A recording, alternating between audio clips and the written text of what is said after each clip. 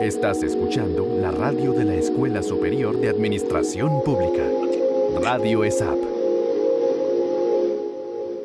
Las opiniones expresadas en este programa no reflejan la posición de la ESAP. Son responsabilidad de sus realizadores. Hola, hola a todos, bienvenidísimos a Desconectados 4.0, el programa del Laboratorio de Innovación Pública de la ESAP. Hoy tenemos un invitado de recontra lujo, un invitado que desde hace mucho tiempo queríamos tener en Desconectados 4.0. Un abrazo cordial desde el corazón, bienvenido Andrés, ¿cómo estás? Gerson, y bueno, y a todas las personas que sé que son público cautivo de Desconectados 4.0, bueno, no, la felicidad y la alegría mía por tener este espacio y poder participar de esta belleza de lugar para charlar, para analizar, para aprender. Entonces, bueno, qué alegría estar acá hoy contigo. Hoy tenemos muchas preguntas porque Andrés es una persona multifacética. Este Desconectados 4.0 es un desconectado bastante interesante para mí y para muchas personas que quieren conocer mucho más de lo que haces en la vida diaria, Andrés. Y tenemos un título sugerido, pero creo que esto lo va a modificar. La gente lo va a ver y va a decir si este es el título o no. Pero quiero que hablemos de innovación. Como siempre, la innovación pública para nosotros es un condicional, es un sí o sí, y queremos hablar de la anatomía de la innovación pública y esos habilitantes que sí funcionan en la vida real. Esas cosas de la innovación que ya tú sabes, que has visto y que funcionan en la vida real. Andrés es un re contra experto en innovación pública y hoy lo tenemos en Desconectados 4.0. Como siempre, Andrés, para iniciar este programa, hacemos una pregunta a nuestros invitados que se nos había olvidado hace mucho tiempo hacerla, pero que creo que es pertinente para nosotros. Desde la parte más profunda de su corazón, desde el amor de su corazón, ¿quién es Andrés Mateus Díaz?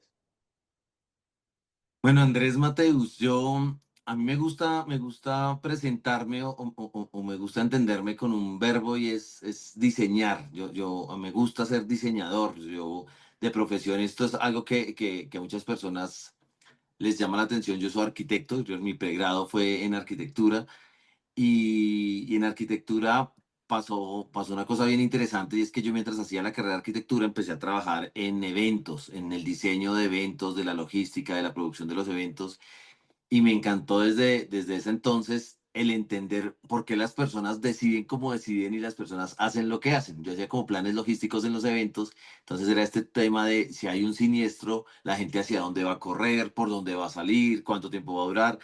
Y eso me pareció encantador. Entonces, yo creo que de ahí en adelante he dedicado mi vida a diseñar metodologías, a diseñar espacios, a diseñar procesos para poder entender las personas por qué decidimos y hacemos lo que hacemos. Entonces, yo creo que así me definiría como un diseñador social que le encantan nuevos problemas para poder buscar nuevas soluciones.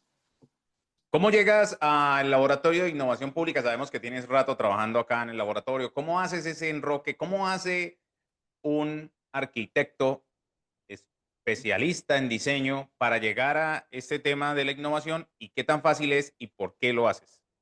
¿Qué te motiva? Bueno, la historia muy breve es, yo trabajaba ya en el sector público como desde el 2010 en temas de transformación cultural, de planeación estratégica, de nuevas maneras, y empecé a tener un rollo con las entidades y es que por ser arquitecto, algunos abogados no entendían cómo me iban a contratar para trabajar con talento humano con estos procesos, o sea, esas cosas y ahora hablaremos eso de los nuevos talentos. Y entonces yo me decido a hacer un par de maestrías en innovación, en sacar los títulos, la meritocracia, para, pues digamos que fuera menos raro mi participación en estos temas. Y me meto con todo en el tema de innovación. Y en el 2020, siempre en pandemia, empezando pandemia 2020, 2021, yo paso a liderar la política de gestión del conocimiento y la innovación en la Alcaldía Mayor de Bogotá. Entonces ahí trabajo con Oscar Niño del Río, el que es ahora subdirector nacional de proyección institucional. Con él también ya hemos trabajado en el MINTIC, habíamos hecho muchas cosas cercanas.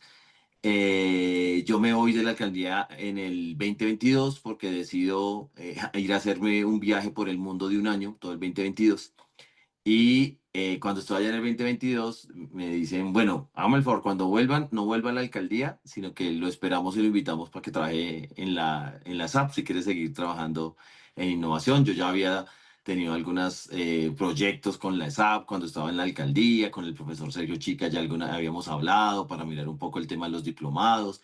Entonces me llamó mucho la atención porque siempre he tenido muchos compañeros administradores públicos. Mi novia, con la que llevo 10 años, es administradora pública, entonces sentía que como que la SAP siempre la había tenido muy cerca. Entonces, nada, llego a Bogotá en enero, llego del avión después de un año de viajar a las 5 de la mañana, llego a mi casa, me baño, me como un tamal santanderiano y a las 8 de la mañana ya estaba allá en la SAP diciendo, bueno, ¿qué hay que hacer? Que estoy que me trabajo. Llevaba un año sin proyectos y estaba súper ansioso. Y ahí arrancó en el 2023, en enero del 2023, mi historia con la SAP.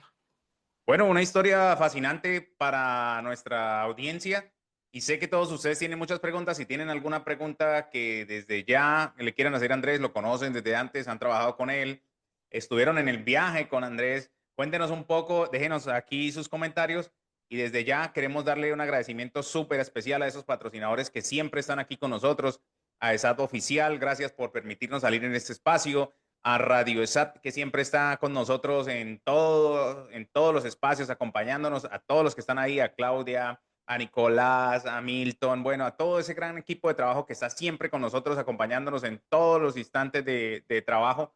Y este es un trabajo que para mí es muy especial porque es un trabajo fascinante. A mí me encanta entrevistar personas, me encanta descubrir nuevas vidas y también tenemos muchos aliados adicionales. Otro de esos aliados adicionales es a Sonat Radio, a través de los cuales llegamos a las emisoras comunitarias en lo más profundo de las regiones del país, por ejemplo, en el Catatumbo, en Putumayo, en muchos sitios donde a veces no entendemos mucho cómo de verdad este mensaje llega de una manera tan importante para esa audiencia. Un abrazo cordial para todos ustedes en toda Colombia, un abrazo para todos los que nos ven fuera de Colombia y que retransmiten nuestro programa. Un abrazo a todos los que siempre en sintonía nos dejan sus preguntas y nos comentan y nos dejan sugerencias para nuevos programas. Tenemos en este programa, Andrés, que preguntarte por cosas de las cuales yo sé tú nos puedes enriquecer mucho más. Y eres un experto en innovación pública, eres un experto en temas de asesorías de empresas, eres un experto en temas de arquitectura y también a mí me gusta mucho eso porque creo que nos falta un poco de arquitectura en temas de innovación. Si tuviéramos unas reglas más claras, ¿no? Una estructura más clara, tendríamos una mejor innovación. Pero bueno, de eso hablaremos luego.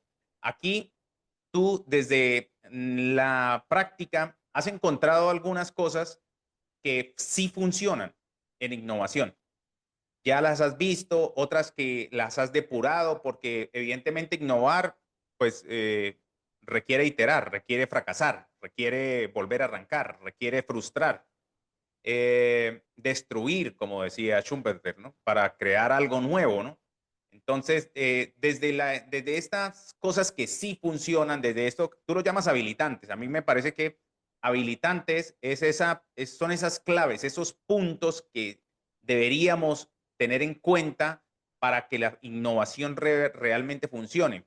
Y quiero traer expertos en innovación porque siento que la innovación no es una moda y que es realmente un diario vivir y que mucha gente lo puede llegar a confundir, ¿no? Porque estamos pasando épocas de moda, ¿no? Salen cosas nuevas, experimentan, se acaban y se retroalimentan y llegan. Entonces, déjame saber desde tu perspectiva, y lo hablamos antes de cámaras un poco, ¿no?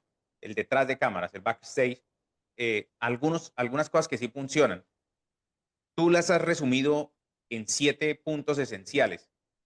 Déjame saber y yo te voy preguntando, digamos, para hacer una charla y no que esto sea un monólogo, ¿no? Muy concreto. Ujú. eh, ¿Qué piensas de algunos de esos habilitantes y si realmente funcionan?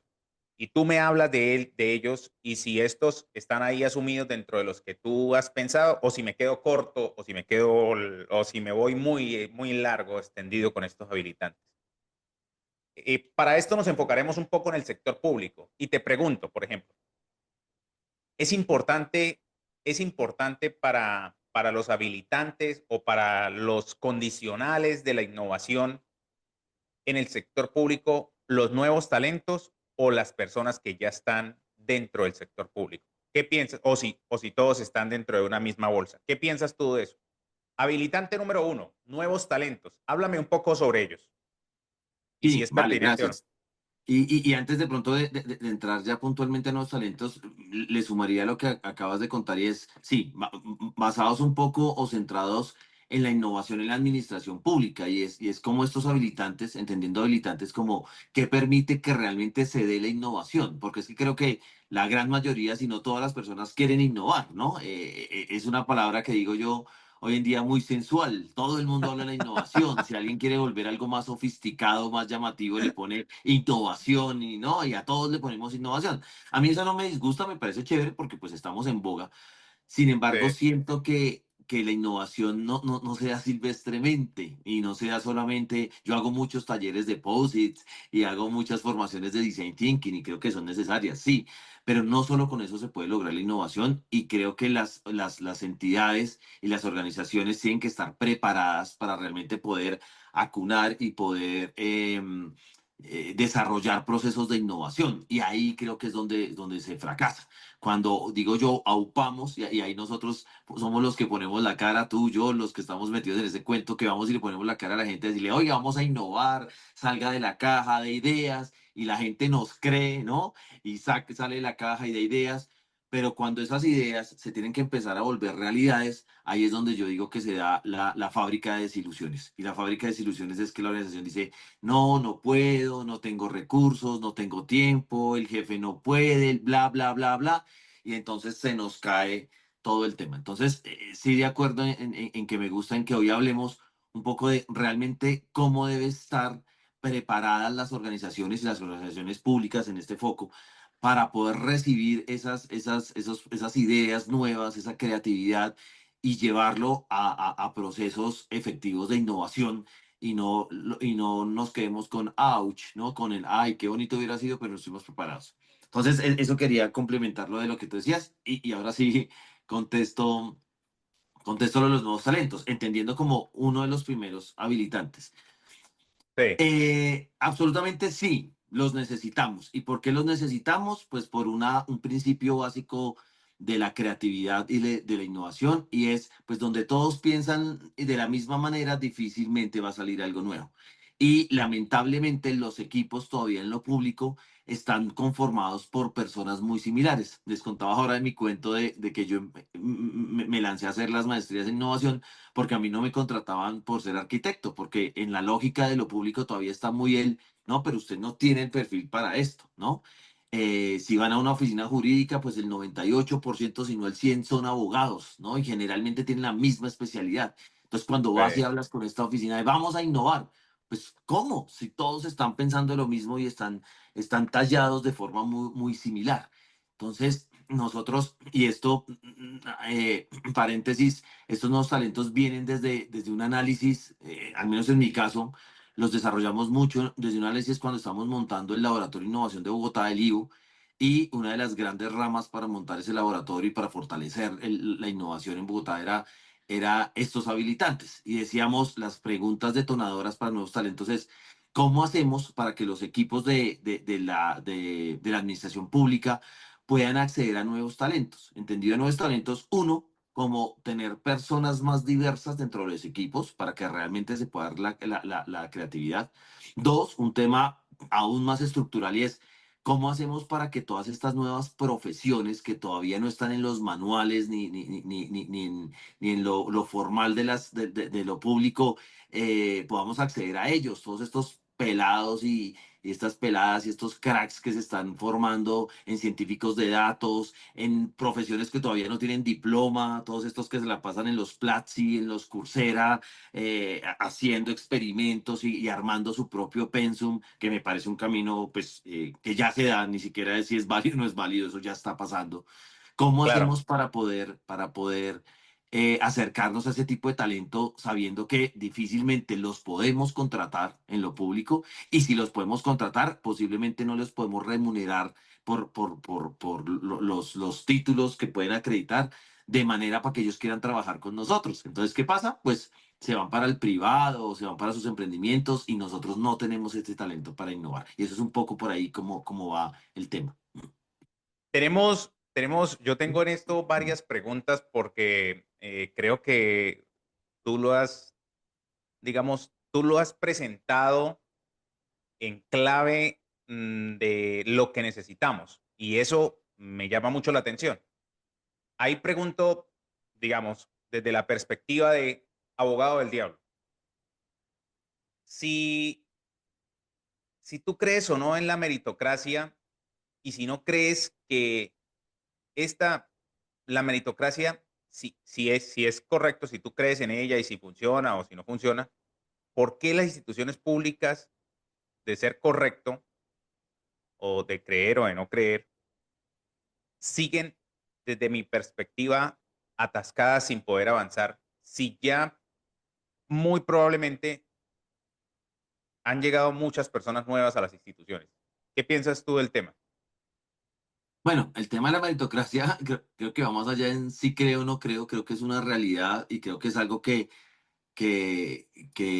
lo que ha permitido es que nuestra sociedad y nuestra evolución vaya al ritmo que va hoy en día, ¿no? Y el mérito entendido como ese sistema que encontramos nosotros para que cada uno fuera haciendo méritos y fuera avanzando y escalando mucho más rápido. Creo que ahí fue donde nos cogió el afán, ¿no? De todo el mundo salir a su carrera personal por hacer méritos para poder llegar. Entonces, yo creo que sí, que está bien el tema del mérito, entendiendo como esa oportunidad para que cada quien avance y escale en su camino. Entonces creo que ahí, pues ya te digo, más allá de que me guste o no, está y es como considero yo funciona hoy en día. Ahora, frente a por qué no hemos adaptado un poco esos nuevos talentos a los equipos, bueno, varias razones. Uno, pues sabemos que en lo público tenemos unas restricciones normativas muy cerradas, ¿no? Tenemos manual de funciones, tenemos perfiles para contratación, exigimos unos títulos para que las personas puedan entrar, eso es de lo formal. Pero sabemos también sabemos que hoy en día, pues no todo se maneja de la misma manera. Ya los títulos universitarios no tienen el mismo peso que tenían antes, y acá no quiero hablar mal de la academia, pero sí que ha habido una transformación importante en el sector académico. Ya las personas están aprendiendo desde otras maneras y otras maneras que a mí me encantan, y es el aprender desde el hacer, aprender desde los proyectos, cosas que creo que no van en contravía de la universidad, sino que debería asumir o incorporar las universidades para estar un poco en línea con lo que el futuro está pidiendo. Entonces, desde el problema normativo, nosotros hablamos mucho desde gobierno de cómo hacer y esa es la gran pregunta, para vincular nuevos talentos que puede que no tengan un diploma profesional, pero que tienen unos saberes muy importantes, ¿no? Y en este mundo, con la data y con la inteligencia artificial y con eso, pues está dando. Eso uno. Y lo segundo, creo que es un tema también que ese lo podemos ir transformando ya, para ese no necesitamos cambiar manuales de funciones ni nada. Y es el tema cultural, y es que a veces nos cerramos mucho a pensar que si una persona no tiene una formación o no tiene el mismo conocimiento mío, sabe de un área específica, no puede aportar. Y yo creo que eso es totalmente falso. Entonces, a mí me gusta, a mí me hacen esta pregunta de, bueno, venga, no podemos contratar a un científico de datos, no podemos contratar a alguien creativo, ¿no? Hablando nuevamente, y me disculpan los abogados, es solamente un ejemplo, no podemos contratar a una nueva persona para este grupo de jurídica, ¿qué hacemos? Y mi respuesta es, pues usted haga algo que es de lo más humano que hay, es invite a otro humano a que venga y le aporte a su oficina. Lo que pasa es que no nos gustan los comités, entonces no, qué mamera un comité o una reunión más, porque entonces le cogimos mucho fastidio a reunirnos, pero resulta que en esa interacción de ideas es donde sale la cosa. Y yo les decía, mire, si ustedes sienten que acá no son lo suficientemente creativos o no están viendo el problema desde otras maneras, pues haga un comité, va, cómprese 10 helados, después de almuerzo traiga 10 helados y invite a 10 personas totalmente diferentes a ustedes. Invite al psicólogo, invite a un publicista, invite a un sociólogo, invite a un artista y preséntele el problema que usted tiene y empiece a escuchar desde otras visiones, soluciones a su problema, y esté preparado para aceptar que usted no es el único experto que puede dar una solución a un problema, sino que esto hay que manejarlo de manera integral. Y creo que ahí empezamos a cultivar la diversidad que necesitamos para realmente dar soluciones creativas. Yo creo que es el tema más de la frustración de no querer aceptar que a veces no tenemos la razón, ¿no? De que a veces no todo el tiempo tenemos la solución nosotros como expertos, pues, del tema, sino que la solución puede venir de cualquier persona, ¿no? Y puede venir de la persona más, digamos, más antigua de la organización o la más nueva. O lo que normalmente sucede, viene de afuera, de otros que nos están viendo y no están permeados por nuestra ideología, ni nuestro pensamiento diario, nuestra camisa y forma de pensar. Ahora hay un segundo habilitante, Andrés, y Ujú. ese segundo habilitante tiene que ver con el tema tecnológico. Y de esto hay mucha tela por cortar. Sé que es un tema bastante complejo, pero ¿cómo crees que ese tema tecnológico se puede incorporar, ¿no? O transforma el concepto de la innovación pública en nuestro país? ¿Qué opinas respecto a si esto es o no es un habilitante y si funciona o no funciona en la vida real? Es claramente un habilitante. Es más, yo creería que si uno hace una encuesta, la gran mayoría de las personas con la primera palabra que conectan el tema de la innovación es con tecnología, ¿no? La gran mayoría de las personas piensa innovación igual tecnología y bueno, en parte pues tienen razón y ese ha sido como uno de los grandes detonantes de la tecnología. A mí para este tema de habilitar la innovación en la administración pública, yo me iría por una perspectiva de la tecnología y es más el tema de la apropiación tecnológica. Además que yo sé que aquí en Conectados 4.0 han pasado todos los gurús y gente que sabe mucho de tecnología y de eso se ha hablado mucho. Yo le sumaría una perspectiva y es realmente cuánto se está apropiando la tecnología por parte de las personas que hacen parte de la organización. Y te doy una forma de verlo, espero claro. Por ejemplo, en todas las organizaciones desde hace un tiempo para acá, se habla de la transformación digital. Y eso está muy bien, hay que transformarnos digitalmente. Donde a mí me hace ruido el tema de la transformación digital es que generalmente cuando se habla de transformación digital, todo el mundo voltea a mirar a tecnologías de la información y las comunicaciones, a TIC, a OTIC, a como se llame en la organización, ¿no? Como, bueno, ¿y ustedes qué están haciendo para la transformación digital? Casi que le ponemos ese responsable y en los planes estratégicos ese es el responsable y ellos son los que tienen que responder por la transformación digital. ¿No Y pasa creo lo mismo que, con innovación? ¿No pasa lo mismo con innovación? claro, sí, exactamente, buscamos un responsable para ese que rinda cuentas y echarle la culpa de lo que no salga bien. Pero siento que el tema de tecnología es una responsabilidad de todos. Entonces, a mí me gusta, por ejemplo, cuando participo en procesos de planeación estratégica o asesoro este tipo de cosas, no hablemos de una transformación digital desde OTIC, sino hablemos de una cultura digital organizacional desde todas las personas. Esto con el propósito de cerrar esas brechas entre la tecnología que tenemos disponible y qué grado de apropiación, de uso de la tecnología tienen las personas. Porque entonces, y no me dejarán mentir las personas que siguen el programa, en cuántos casos tenemos de organizaciones que gastan un montón de dinero o invierten un montón de dinero en nuevas tecnologías que nadie usa. O herramientas que tenemos tecnológicas donde a lo mucho usamos el 3 o el 5% de su capacidad porque nadie puede hacer más allá de lo básico. Entonces, este llamado de usar la tecnología, yo lo diría es uno, el llamado a que las personas seamos cada vez más responsables de volvernos ciudadanos digitales y de generar una real cultura, empecemos por lo digital, de cultura digital dentro de las organizaciones, que nosotros realmente usemos esa tecnología. Eso creo que es un tema importante. Y dos, también que las organizaciones usen la tecnología pertinente para cada uno de los casos que se necesita, porque a veces pensamos también que lo que tenemos que hacer es usar la tecnología de vanguardia, lo último que hay, y nos olvidamos del contexto donde vamos a usar esa tecnología, ¿no? Tengo un caso muy rápido, un micro caso que pasó por allá hace unos años cuando estábamos en el Mintic. Y entonces con este plan, el plan de alimentación escolar con el PAE, se necesitaba ir a verificar si realmente le están dando a los pelados, a los estudiantes, la alimentación que se necesitaba, que se había propuesto.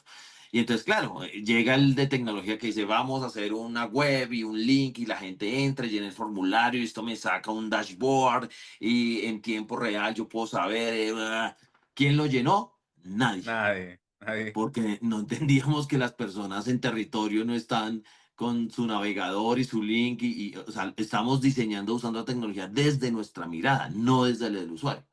Y un poco para cortar el cuento y para decir, porque salió en Final Feliz, se terminó diciendo, no, espere, miremoslo desde el lado de las personas, cuál es la tecnología que las personas usan. Y lo que se terminó haciendo es enviando unos mensajes, unos SMS a los celulares de los papás de los pelados, con una pregunta muy clara y es, oiga, ¿qué comió su hijo hoy al almuerzo? Denos 5 cosas que su chino hoy haya comido. Y el papá entonces le preguntaba al pelado, o el pelado terminaba cogiendo el celular del papá y decía, mira, hoy me dieron arroz, papa, plátano, ta, ta, ta, ta, ta, ta, ta, ta. Un SMS llegaba a todos los celulares, no le cobraban a la persona, era mucho más cercano y tuvo mucho más éxito. Entonces, creo que es eso, es la tecnología vista desde cómo nosotros realmente entendemos cuál es la tecnología más apropiada de nosotros y qué capacidad tenemos para apropiarla y para usarla. Para los que nos están escuchando en radio, un MSM es un mensaje de texto que enviaban para esas personas, llegaba a su buzón de mensaje de texto y ahí la persona podía contestar sin ningún costo. Eso es lo que estaba un poco hablando Andrés. Andrés, desde esta perspectiva ya hemos abordado dos cosas que son fundamentales, talento humano y tecnología. Ahora quiero preguntarte sobre algo que a mí me llama mucho la atención y no sé si esto está incluido o no. Tenemos diferentes eh, formas de ver la innovación, algunas desde los productos, otras desde los procesos. Los procesos, ¿qué tan importantes son para la innovación? Y de entrada te hago una pregunta, y es si estos son importantes para la innovación, eh, ¿estamos digitalizando algo que ya existe o los procesos son una forma distinta de hacer las cosas? Quiero que me lleves a ese camino. Sí, mira, digamos que dentro de lo organizacional, dentro de una entidad pública o bueno, cualquier organización, hay unas dimensiones muy claras. Una es la estratégica, que te dice es qué vamos a hacer y para qué lo vamos a hacer, o sea, para dónde vamos. Eso lo tiene que resolver la estrategia de una organización. La segunda es la humana, ¿no? ¿Y quién lo va a hacer? ¿No? ¿Cuál es el talento y las personas con las que yo cuento para poderlo hacer? Y el tema de la arquitectura o la estructura organizacional es el tema, yo lo entiendo, de ¿y cómo lo vamos a hacer? ¿Cómo nos pusimos de acuerdo para hacer eso que tenemos que hacer y poder lograr lo estratégico con el talento humano que nosotros tenemos? Y yo siento que en las organizaciones los procesos o ese tema de estructuras ha sido como muy rezagada. Creo que en la mayoría de organizaciones todavía funciona de que hay una gente para de calidad, hay una gente que levanta procesos y procedimientos y eso como que no le gusta a todo el mundo. Y creo que ahí tenemos un error, porque es que el tema de no entender los procesos y no entender el cómo lo hacemos hace que realmente las organizaciones avancen a una velocidad muy lenta. Y además de avanzar a una velocidad muy lenta, es que todo el tiempo estemos aprendiendo y reaprendiendo y no haciendo una correcta gestión del conocimiento. Eso es un poco a donde voy.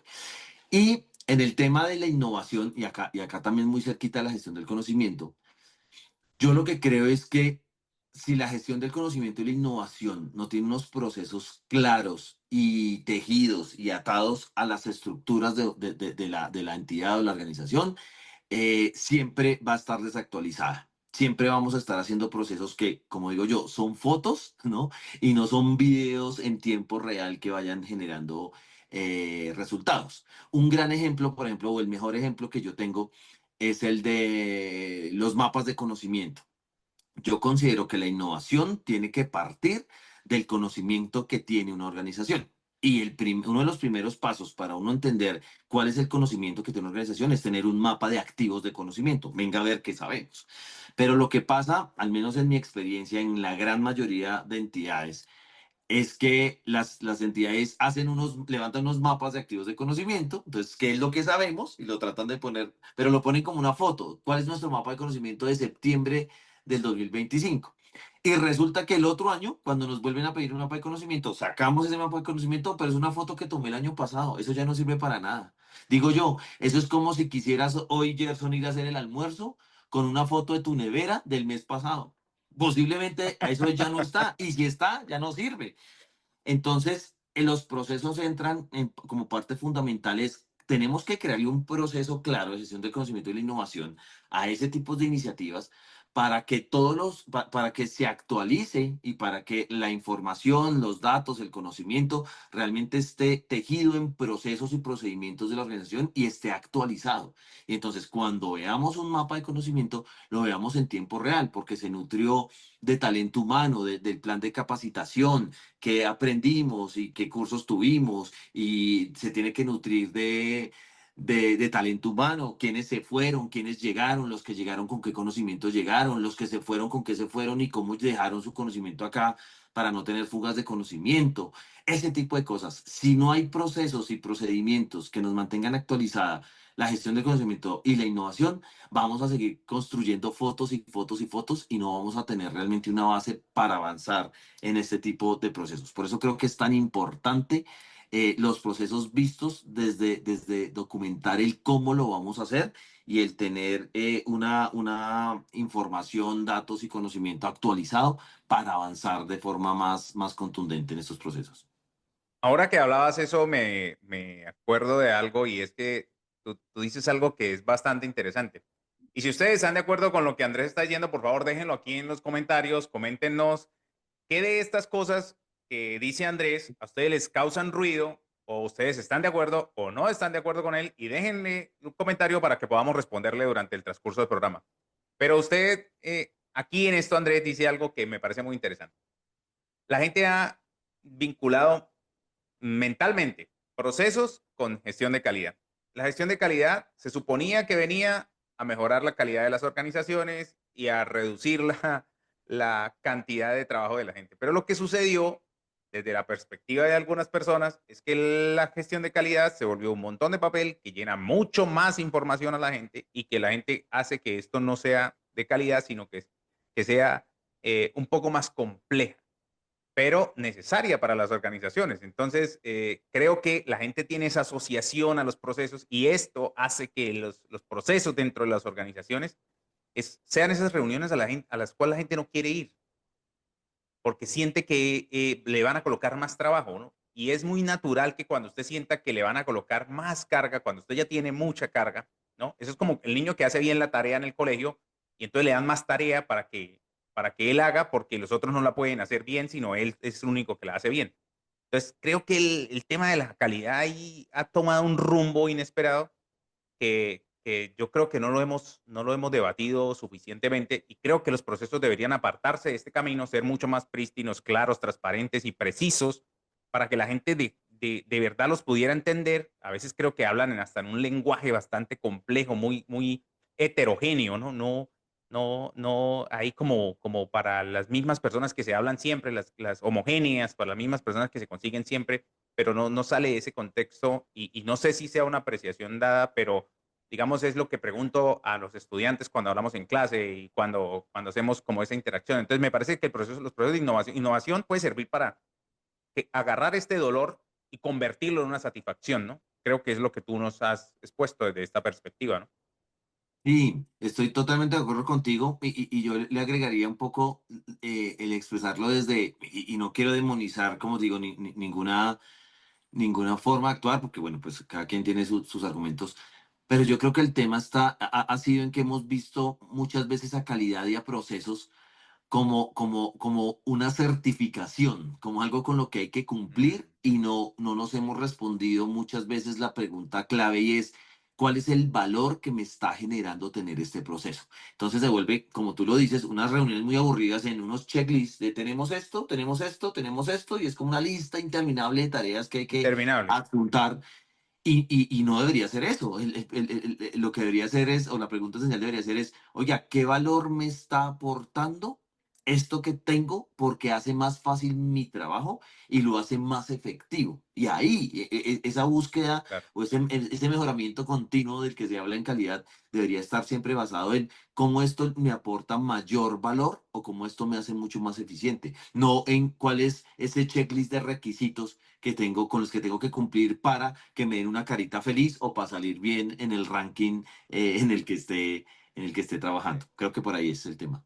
Yo creo que es muy necesaria y con esto no quiero que los equipos de gestión de calidad y todo lo de procesos me vayan a crucificar, pero creo que en una primera medida lo hicieron ver de esa forma porque no había la posibilidad de darse cuenta de que esto realmente era importante para las organizaciones. Y una forma de ver, hacerlo ver importante es en más reuniones, más procesos, en que la gente estuviera mucho más metida, pero llegó un punto en el que creo que se saturó y esa saturación juega en contra un poco de eso y la innovación aquí es importante para poder volver a reencauzar algo que es muy interesante, muy importante en las organizaciones y tú lo acabas de decir, funciona muy bien cuando realmente funciona, ¿no? Y cuando yo creo que cuando la gente se hace una pregunta importante es, ¿cómo estoy yo aquí dentro de este proceso? ¿En qué parte estoy ubicado dentro de este proceso? ¿Cómo de verdad yo aporto a esto que hago día a día? ¿No? Entonces, cuando la gente puede entender eso, puede hacerlo fácil, puede hacerlo pertinente, puede hacerlo rápido y se puede iterar, ¿no? No es una cosa constante, ¿no? Que cada año nos reunimos solo para ver si algo cambió, ¿no? Sino que esto se puede ir iterando de forma permanente y rápida. Esto creo que podría funcionar. Hay una frase que yo quiero llevarte, Andrés, y tú me dirás si sí o no. eh, y esta me la enseñaron hace rato, pero creo que es pertinente para la innovación. Falla rápido y aprende más rápido. Ese soy yo en las finanzas. Falla rápido, Gerson, y aprende más rápido. Bueno, esto es para la innovación, cultura de experimentación. ¿Cómo funciona esto? ¿Cómo lo podemos explicar? A mí me han dado palo por esto porque siempre me dicen que esto no es real, que nos enfrentamos a un muro de normas y que esto es un mito callejero de la innovación. Entonces, explícanos esto tú que eres el experto en esto. Falla rápido y aprenderás, Gerson. No lo cojan en las finanzas, no cojan ese... No, yo siento, bueno, acá se trata un poco, y de acuerdo contigo, de nuestra experiencia y de nuestro camino, por eso no queremos ir a decir que no es posible otras visiones, ustedes allá tendrán otras experiencias y habrán vivido otras cosas, y se trata de eso, de sumar el debate, pero mira que en mi experiencia, por ejemplo, esto es algo de las cosas que a mí me ha dado duro. O sea, cuando yo hago mi autoanálisis, yo digo, ¿cuánto me cuesta a mí experimentar?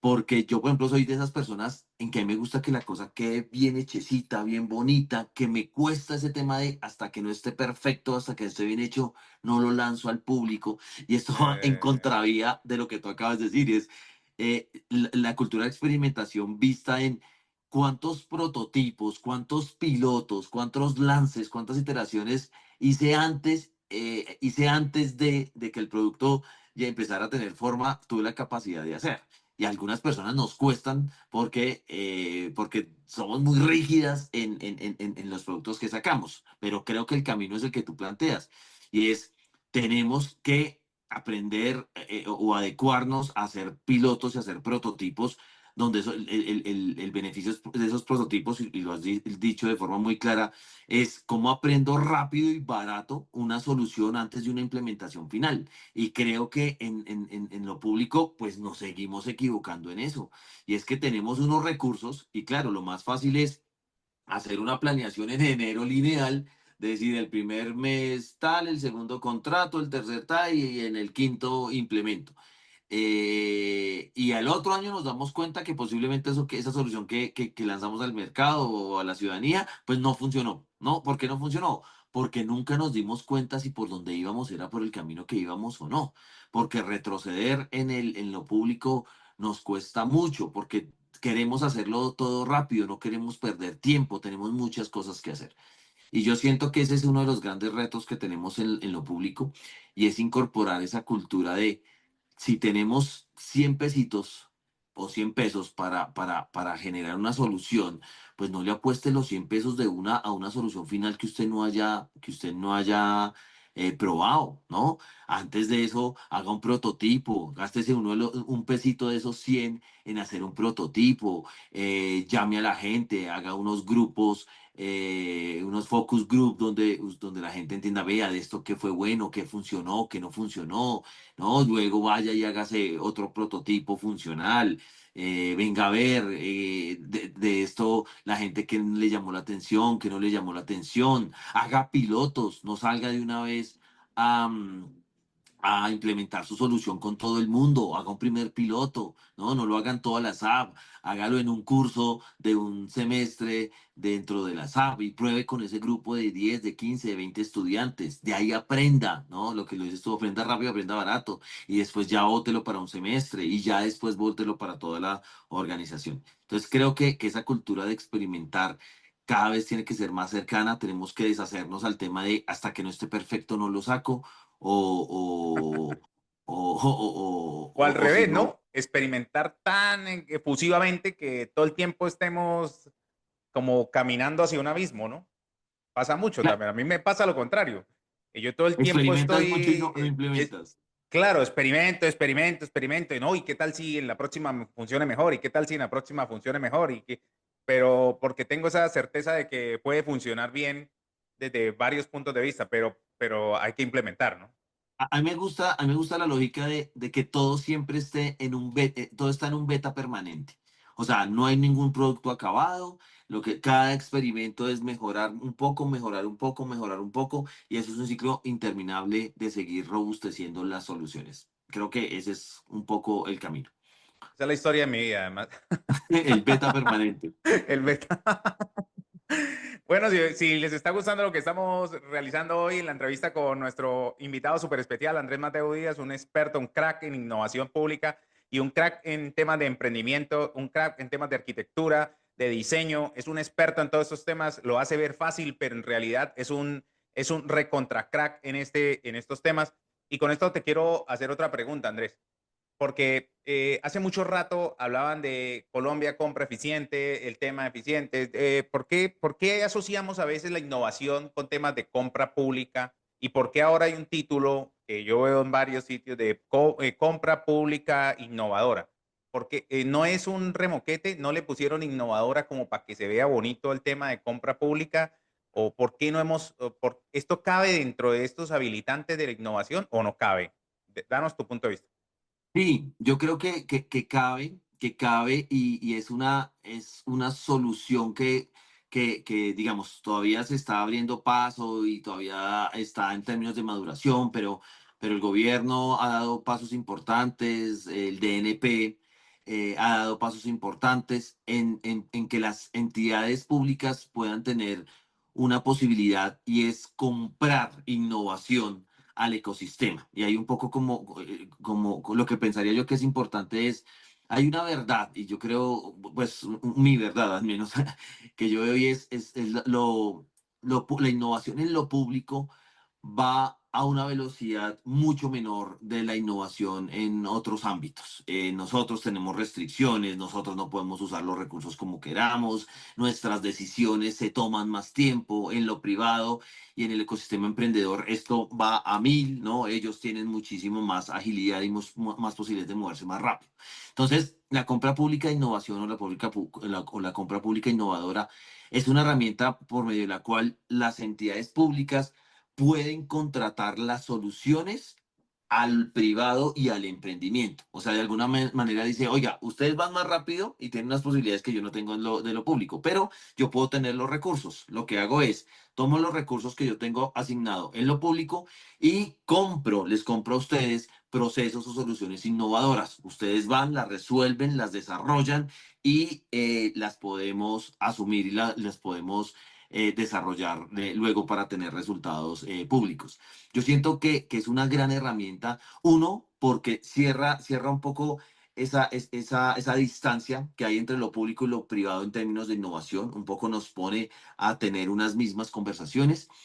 Dos, también con plata pública o con plata del Estado, movemos esos ecosistemas de innovación también en lo privado y en el emprendimiento. Si no podemos, como decíamos ahora, que los talentos trabajen con nosotros, sí podemos hacer que esos nuevos talentos trabajen para nosotros y hacer una llave ahí muy importante. Entonces, es algo que todavía no se está usando con todas las entidades, que todavía lo estamos como entendiendo, pero ya lo podemos hacer. Es más, con el ESAP Lab, este año sacamos el diplomado de profundización de la innovación. Digo, sacamos, está calientico por salir. Y dentro de ese diplomado hicimos un módulo precisamente de compra pública e innovación para darle estas herramientas a las personas y que entendamos esto como una forma de poder conseguir aliados y seguir innovando.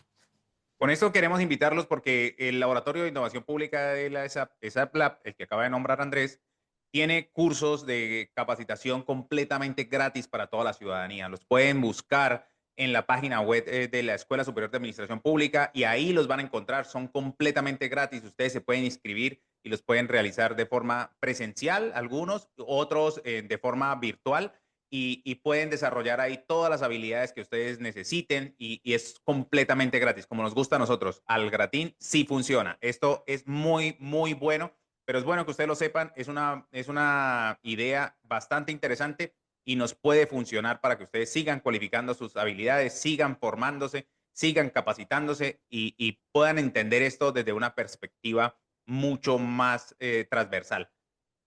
Andrés, Y muy buenos desde la sí, experiencia, te cuento, y me gusta contar esa historia, Gerson, es cuando yo empecé a dedicarme o especializarme en el tema de innovación pública. Una de las primeras cosas que hice para empezarme a poner a tono, yo todavía no trabajaba en la ESAP ni nada, fue hacer el diplomado de innovación de la ESAP, que salían un poco de videos en YouTube en vivo, yo que tú los recuerdas o los viste, sí, donde claro, claro. estaba Santiago Amador, Santiago García, bueno, trajeron un montón de Todos los gente muy cracks. crack. Sí, muy crack. Y mi primer curso de innovación pública posiblemente fue por ahí. Y yo me dediqué a hacer ese diplomado sin estar, Bueno, bueno. sin avisorar el tema de la SAP. Entonces, claramente, desde la experiencia lo recomiendo. Y efectivamente es que hay mucho conocimiento, hay mucha información valiosa que hay que usar. Ustedes pueden hacerlo, pueden entrar a la página completamente gratis, lo pueden ver, déjenos las preguntas. Si ustedes quieren que les cuelgue en este enlace, la cajita de comentarios, el enlace para que vayan directamente al centro de capacitación, lo voy a hacer para que al finalizar de este programa lo podamos tener para que todos ustedes lo puedan utilizar completamente gratis. Andrés, es posible, y con esto quiero entrar a otro habilitante, porque el tema de la compra pública innovadora está ahí ya, digamos, desarrollándose, pero es posible generar emprendimientos dentro de las mismas organizaciones, o lo que se conoce más fácilmente como los intraemprendimientos. ¿Esto de verdad existe o no? Pues no solamente posible, sino en mi concepto, absolutamente necesario. Y absolutamente necesario porque yo creo que el intraemprendimiento es un paso que se debe dar antes de hablar de innovación. Yo siento que a veces cuando entramos directamente con vamos a innovar, nuevamente, eso le da una sofisticación, le da una altura al proceso, pero no siempre en las organizaciones, como lo decía al comienzo, estamos preparados para realmente acoger estos procesos de innovación y llevarlos a buen fin, porque si en el camino se van haciendo unas promesas que después no se pueden cumplir, ¿no? Como, oye, esto está buenísimo, pero necesito tantos millones para poderlo hacer. Ah, no, no hay presupuesto, ahí quedaste, ¿no? O sí, pero necesito esos recursos, estas cosas que la organización no puede suplir en ese momento, no está preparada y entonces no sucede. El emprendimiento entendido como esa actividad de emprendimiento al interior de una organización para que se puedan empezar estos procesos con las personas que tenemos y con los recursos que tenemos, que esto es importante. Empezar o fortalecer una lógica dentro de los equipos a decir, oiga, sea usted un emprendedor dentro de su misma organización. O sea, esté atento a cuáles son las dificultades, las problemáticas, las posibilidades que tiene usted en su cotidianidad y en su trabajo. Luego, tenga esa posibilidad de ser creativo en cómo yo podría hacerlo mejor. cómo yo lo podría solucionar sin tener grandes gastos en tecnología, sin hacer grandes procesos, sin hacer un I más D más I inmenso, sino con lo que yo tengo, cómo lo puedo trabajar, cómo me puedo aliar con otros equipos, con otras dependencias, para que con su ayuda yo pueda ir dándole solución a mis propios problemas, hacernos cargo de nuestras problemáticas para poderlas solucionar. Y al final, esto tiene una gran ventaja para las personas que recogen este camino, y es que somos personas que, considero yo, estamos mejor equipadas para desarrollarnos profesionalmente en nuestras organizaciones. Son personas curiosas, con hambre de solución, contextualizadas, que no les, no, que les es fácil tejerse con otros equipos y otras personas para buscar soluciones. Entonces se vuelven personas mucho más ágiles en el diseño y en la implementación de soluciones, y eso les mejora un montón, tanto como en su ámbito personal como en su ámbito profesional o laboral. No sé si se nos queden muchos temas, pero digamos un tema final que quisiera abordar desde esta perspectiva de los habilitantes de la innovación, y que ya llevamos varios, ¿no? Y creo que el emprendimiento es fundamental. Tú lo has desarrollado de una manera impecable, porque esto viene de la mano de quién desarrolla el emprendimiento. Y si hay personas en las instituciones que llevan mucho tiempo trabajando en ellas, pero ya como que no sienten una motivación, como que definitivamente han pasado los años y se casan con eso de esto siempre se ha hecho así. ¿Qué tan importante es eso de la revitalización o la nueva sangre o el nuevo desarrollo dentro de las organizaciones de la innovación como un habilitante fundamental? ¿O no es nada del otro mundo?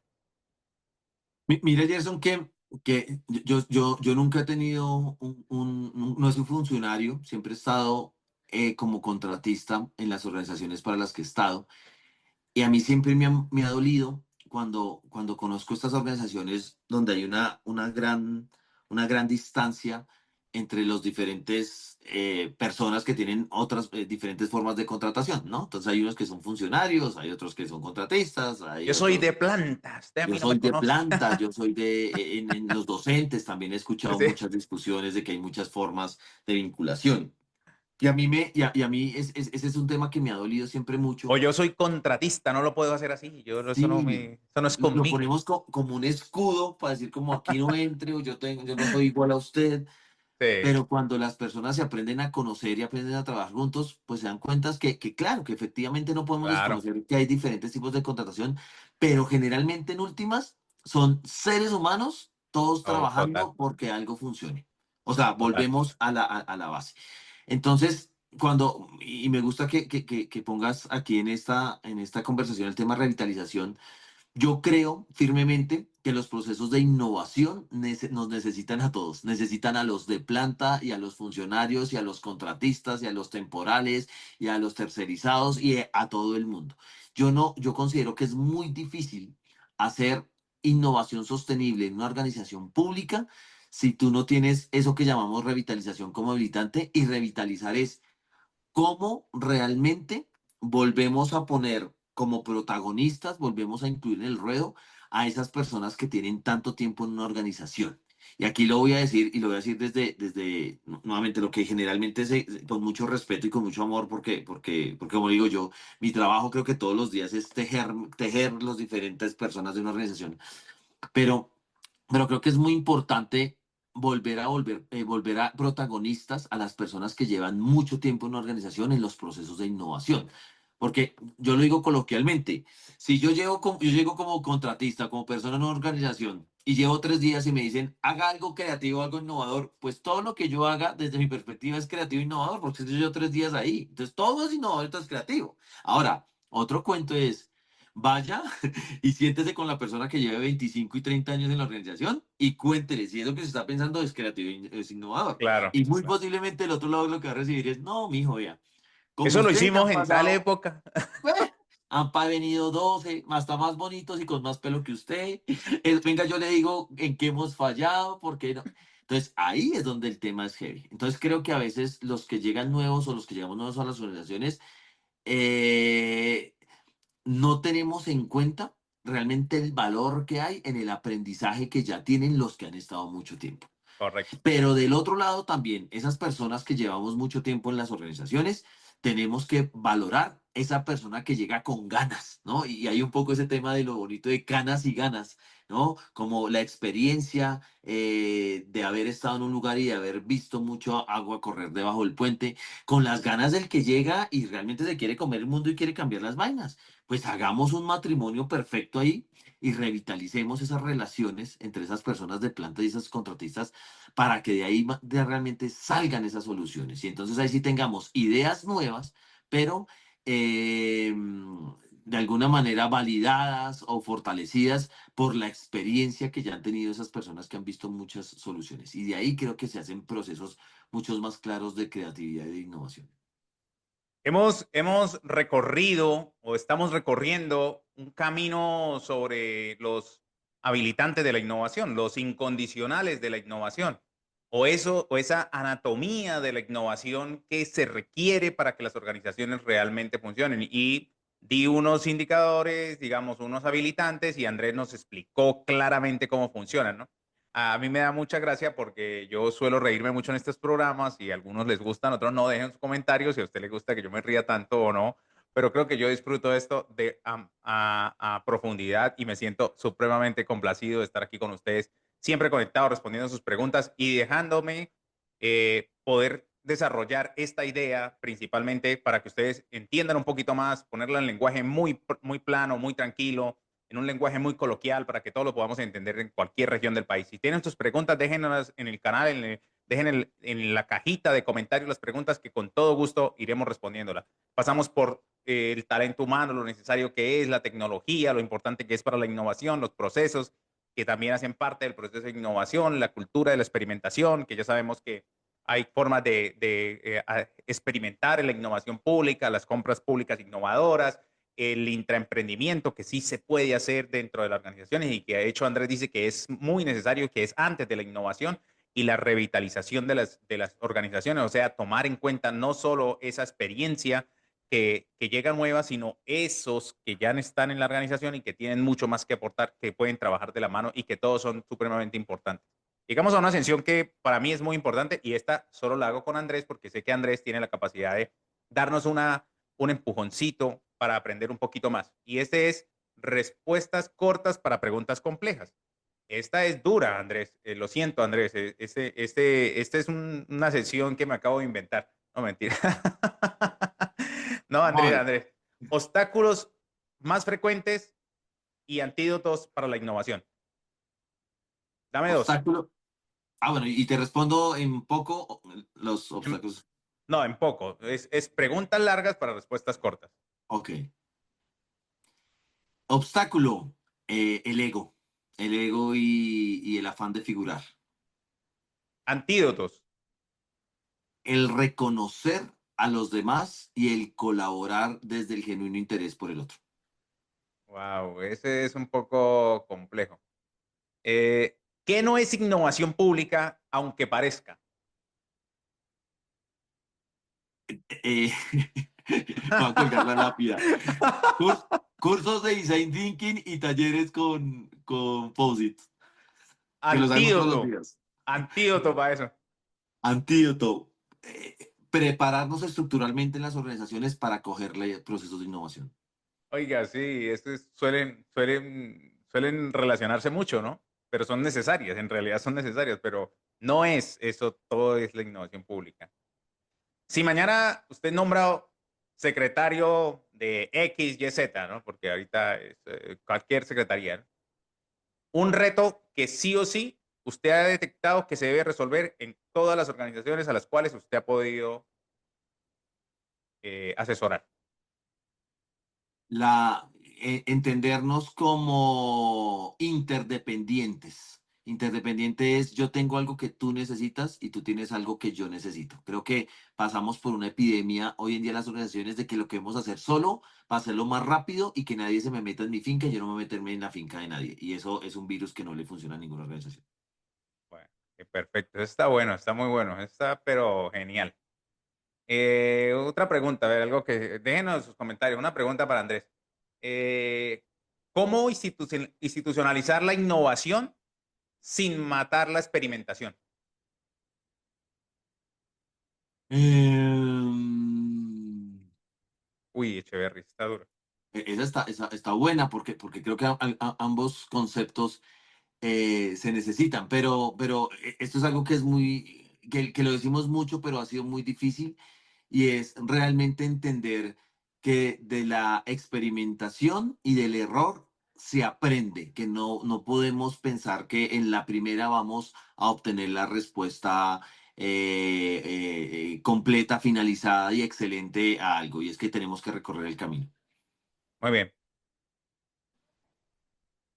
Esta pregunta, a ver, pues. Eh, una métrica, y no hablamos de métricas en esto, casi nunca hablamos de métricas, casi nunca hablamos de medir esto, pero es muy importante. Una métrica que nunca debe faltar y por qué. La que menos nos gusta en lo público, una métrica de impacto.